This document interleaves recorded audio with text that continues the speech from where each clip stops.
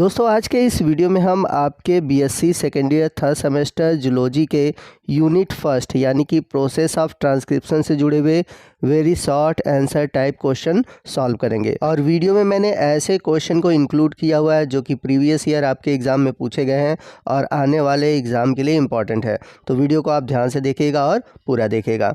तो चलते हैं अपने पहले क्वेश्चन की ओर। पहला क्वेश्चन है what is a transcription unit, यानी कि अनुलेखन इकाई क्या होता है।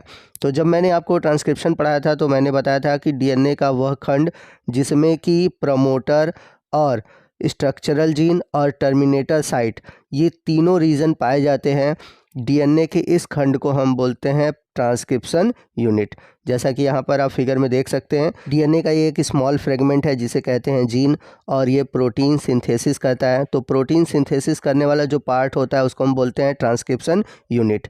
तो ट्रांसक्रिप्शन यूनिट में जो पहला पार्ट होता है वो होता है प्रमोटर, उसके बाद होता है स्ट्रक्चरल जीन और लास्ट में होता है टर्मिनेटर। तो ये 3 पार्ट पाए जाते हैं ट्रांसक्रिप्शन यूनिट में।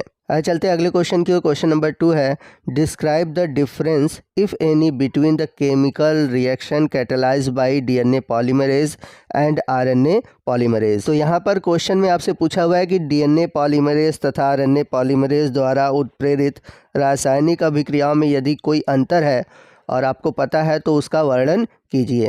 तो आपको बता दें कि डीएनए पॉलीमरेज तथा आरएनए पॉलीमरेज द्वारा जो उत्प्रेरित रासायनिक अभिक्रियाएं होती है वो समान होती हैं, यानी कि दोनों का काम होता है निर्माण करना, परंतु इन दोनों के जो क्रियाधार होते हैं यानी कि जो सबस्ट्रेट होते हैं वो अलग होते हैं।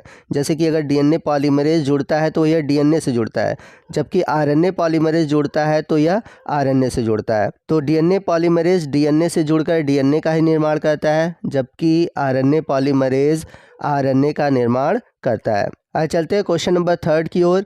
इन what way relating to polycistronic mRNA do eukaryotic and prokaryotic protein synthesis differ, यानी कि किस प्रकार जो पॉलीसिस्टर्निक एमआरएनए होती हैं ये यूकैरियोटिक तथा प्रोकैरियोटिक में प्रोटीन संश्लेषण से भिन्न होती हैं। तो यदि आपने हमारा प्रोटीन सिंथेसिस वाला वीडियो देखा हुआ है यानी कि ट्रांसक्रिप्शन ट्रांसलेशन से जुड़ा हुआ वीडियो देखा है तो आपको पता होगा कि जो यूकैरियोटिक होते हैं, ठीक है, उनके जो एमआरएनए होते हैं वो मोनोसिस्टर्निक होते हैं, जबकि अगर हम बात करें प्रोकैरियोटिक सेल की तो प्रोकैरियोटिक में जो जीन होते हैं वो पॉलीसिस्टर्निक होते हैं। तो मोनोसिस्टर्निक क्या होता है, पॉलीसिस्टर्निक क्या होता है, इस पे मैंने अलग से वीडियो बनाया हुआ है, आप ट्रांसक्रिप्शन वाले वीडियो को देख लीजिए। आपके जितने भी डाउट हैं ट्रांसक्रिप्शन से जुड़ा हुआ वो सभी क्लियर हो जाएंगे।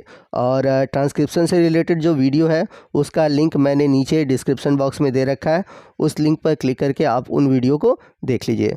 चलते हैं अगले क्वेश्चन की ओर। क्वेश्चन नंबर 4 है from what substrate is RNA made and on what template. तो क्वेश्चन में कह रहा है कि किन क्रियाधारों से आरएनए का निर्माण होता है तथा यह किस टेम्पलेट पर बनता है। तो ट्रांसक्रिप्शन आपने पढ़ा होगा तो आपको पता होगा कि जो एमआरएनए बनते हैं वह डबल स्ट्रैंडेड डीएनए पर बनते हैं और डबल स्ट्रैंडेड डीएनए पर किसी एक स्ट्रैंड को वो यूज़ करते हैं, यानी कि किसी डीएनए के एक ही खंड पर आरएनए का निर्माण होता है और जिस खंड पर होता है उस खंड को हम बोलते हैं टेम्पलेट स्ट्रैंड। चलते हैं क्वेश्चन नंबर 5 की ओर। क्वेश्चन नंबर 5 है what is mean by the term up stream and down stream. तो कह रहा है कि अप स्ट्रीम तथा डाउन स्ट्रीम पदों से क्या अभिप्राय है। तो अप स्ट्रीम और डाउन स्ट्रीम क्या होता है, तो जब आप डीएनए खंड के 5 प्राइमर से 3 प्राइमर खंड की ओर देखेंगे और जिस साइड प्रमोटर रीजन होता है तो उस साइड को हम बोलते हैं अप स्ट्रीम और प्रमोटर के पीछे जो स्ट्रक्चरल जीन है या फिर टर्मिनेटर है उस साइड को हम बोलते हैं डाउन स्ट्रीम। तो स्ट्रक्चरल जीन के जिस साइड प्रमोटर रीजन होता है उसको हम अप स्ट्रीम और स्ट्रक्चरल जीन और जो टर्मिनेटर रीजन है उसे हम बोलते हैं डाउन स्ट्रीम। तो जैसा कि यहाँ पर आप देख सकते हैं लिखा हुआ है upstream and downstream usually refers to region in the 5 prime and 3 prime direction respectively from a particular site that is being discuss. आइए चलते हैं क्वेश्चन नंबर 6 की ओर। क्वेश्चन नंबर 6 है a RNA molecule is isolated having 3 prime hydroxyl group terminals and 5 prime phosphate group terminals. What information does this fact provide? Question में कह रहा है कि एक आरएनए अणु पृथक किया गया है जिसमें कि एक टर्मिनल पर 3 प्राइम पर हाइड्रोक्सिल ग्रुप है और 5 प्राइम पर फॉस्फेट ग्रुप है। तो इस तथ्य से आपको क्या सूचना प्राप्त होती है? तो यहाँ पर देखा जाए तो प्राथमिक जो ट्रांसक्रिप्ट है यानी कि जो प्राइमरी ट्रांसक्रिप्ट है उस पे ट्राईफॉस्फेट एब्सेंट है, इसलिए ये जो मॉलिक्यूल है वो प्रोसीड किया गया है यानी कि बनाया गया है। चलते हैं क्वेश्चन नंबर 7 की ओर। क्वेश्चन नंबर 7 है, why do you think that most promoter region are adenine thymine rich? मतलब कि कह रहा है कि आप क्यों सोचते हैं कि अधिकांश प्रोत्साहक क्षेत्र में एडेनिन और थायमिन बहुत अधिक होता है? तो इसका रीज़न ये है, the double helix of DNA must unwind in order of transcription to occur adenine thymine pairs because they have only 2 hydrogen bond are more easily disrupted than guanine cytosine pair. तो प्रोत्साहक reason में adenine thiamine होने का मुख्य reason ये है कि हम सभी जानते हैं कि एडेनिन और थायमिन के बीच डबल हाइड्रोजन बॉन्ड होता है, जबकि ग्वानिन और साइटोसिन के बीच ट्रिपल हाइड्रोजन बॉन्ड होता है। तो प्रोत्साहक वाले रीजन से ही डीएनए क्या होता है, खुलना स्टार्ट होता है। तो डीएनए को खुलने के लिए वहाँ पर हाइड्रोजन बॉन्ड को टूटना चाहिए। तो हाइड्रोजन बॉन्ड जहाँ पर डबल है वहाँ पर हम आसानी से वो खुल सकता है, जबकि ग्वानिन और साइटोसिन में हम सभी जानते हैं कि ट्रिपल हाइड्रोजन बॉन्ड है, तो उसको आसानी से खोलना संभव नहीं है। तो इसलिए जहाँ पर प्रमोटर रीजन होता है वहाँ पर एडेनिन थायमिन रीजन इसलिए अधिक देखने को मिलता है क्योंकि उनके बीच डबल हाइड्रोजन बॉन्ड पाया जाता है और डबल हाइड्रोजन बॉन्ड को आसानी से तोड़ा जा सकता है in compare to triple hydrogen bond. चलते हैं अगले क्वेश्चन की ओर। क्वेश्चन नंबर 8 है, what is the difference between sigma factor 70 and sigma factor 327?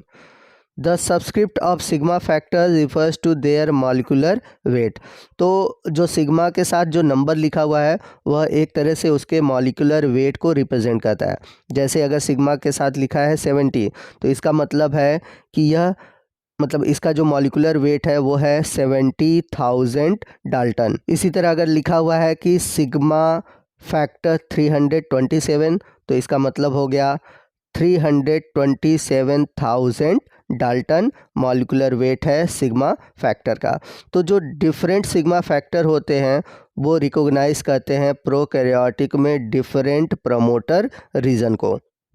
चलते हैं क्वेश्चन नंबर 9 की ओर। क्वेश्चन नंबर 9 है, that the role of transposon in silencing of mRNA in eukaryotic cell. यानी कि यूकैरियोटिक कोशिकाओं में mRNA के साइलेंसिंग में ट्रांसपोजॉन की भूमिका क्या है? तो आपको बता दें, transposon regulate the expression of regulatory nucleotide sequence in mRNA in eukaryotic cell. तो ट्रांसपोजॉन क्या कहता है कि यूकैरियोटिक कोशिकाओं में mRNA में जो नियामक है यानी कि जो रेगुलेशन है न्यूक्लियोटाइड का, उसके जो अनुक्रम होते हैं उसको वह रेगुलेट करता है यानी कि एक्सप्रेस करता है। आज चलते हैं अगले क्वेश्चन की ओर। अगला क्वेश्चन जो कि बहुत इंपॉर्टेंट है, give the site and time of occurrence of transcription in eukaryotes. यानी कि यूकैरियोट्स में जो ट्रांसक्रिप्शन होता है वह कहाँ पर होता है और किस समय होता है? तो आपको बता दें कि यूकैरियोट्स में जो ट्रांसक्रिप्शन होता है वो न्यूक्लियस में होता है और ये सेल डिवीज़न के G1 और G2 फेज़ में होता है। तो दोस्तों ये था हमारा आज का वीडियो जो कि आपके 3rd सेमेस्टर जूलॉजी के यूनिट 1 पर आधारित था। तो आपको आज का ये वीडियो कैसा लगा कमेंट करके ज़रूर बताइएगा। वीडियो अच्छा लगा हो तो वीडियो को लाइक और शेयर करना मत भूलिएगा और कोई भी डाउट हो आप हमसे कमेंट करके पूछ सकते हैं। तो मिलते हैं अगले वीडियो में अगले टॉपिक के साथ, तब तक के लिए जय हिंद जय भारत।